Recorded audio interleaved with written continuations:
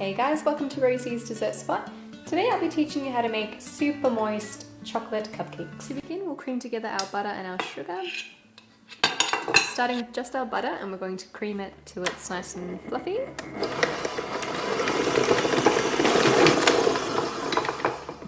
Okay, at that stage we're going to add our sugar. And keep beating until nice and fluffy.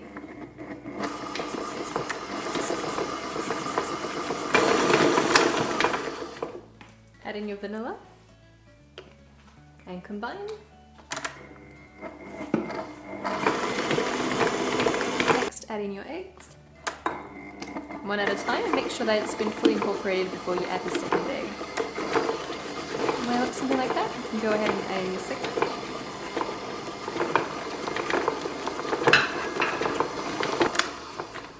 Once that's incorporated, add in your sour cream.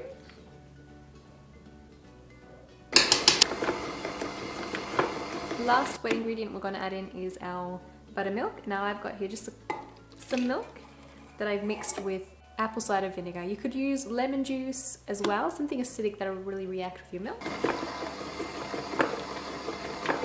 Last, add in your dry ingredients. I've got all the ingredient amounts in the description box below this video, and you stop when it's just incorporated.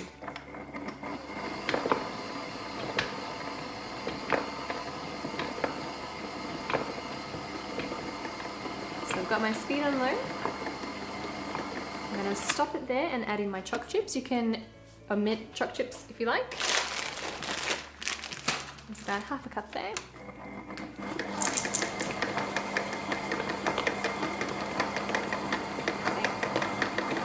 And I'm going to stop it right there. I'm using a large ice cream scoop to scoop my batter into the tins. That just makes sure that each cupcake will be a similar size.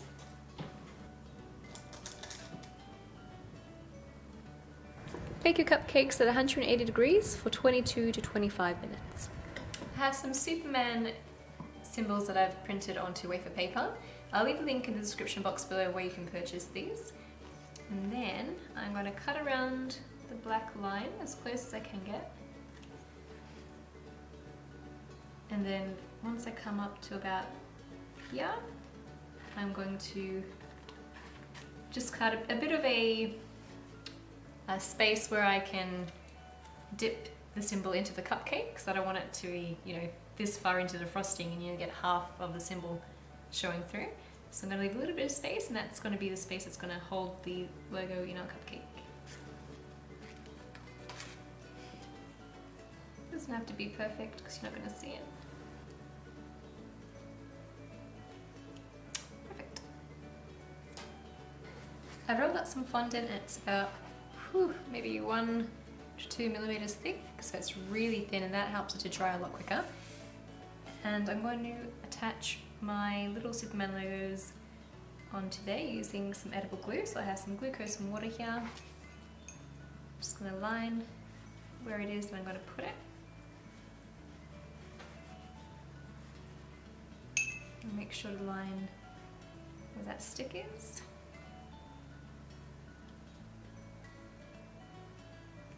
And then we'll cut it out later when the fondant is nice and dry.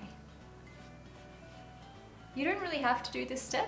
I just like to do it because I think it adds a little more stability. The reason why I'm avoiding adding water to the whole thing is that eventually, because of the moisture, it'll warp inwards, whereas if you just moisten the edges, it'll maintain its shape a lot better. Just a quick dip. Okay, so I finished adhering all those, and I'm also going to leave just a blank one to show you guys the difference between what it looks like without a fondant backing and with fondant backing. Next, we're making our cream cheese frosting. So I've got my cream cheese and my butter, and I'm going to beat that until soft and combined. At this point, you can add in your icing sugar a little bit at a time.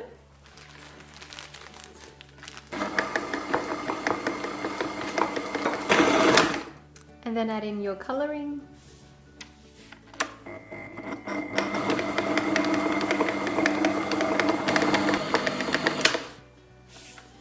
Next, using a spatula, I'm going to start cutting around the logos. And this next step is pretty easy, it's just time consuming. And because we've allowed the fondant to dry, you won't get those weird dog ears or pulling at the corners, which is also awesome. You could use a Stanley knife to do this instead. If you think it's going to be quicker, you can try your luck with the scissors. Again, because that fondant's nice and dry, this becomes a lot easier.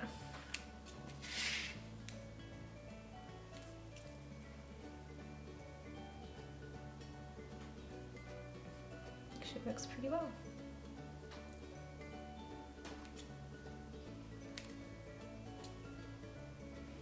So be careful in this section here because it's very thin. It's prone to breakage.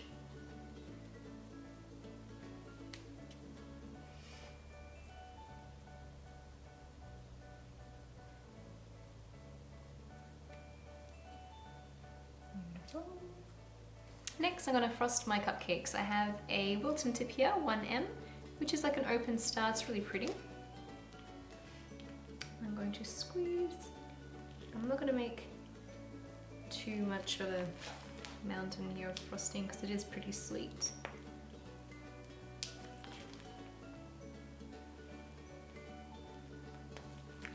Going to go straight through the middle, and you still want a little bit of that symbol to go through, only because the stick's not going to be a very thin stick. It's not going to be strong enough to support the whole thing. It might wilt, so you still want a little bit of that base going through, just like that.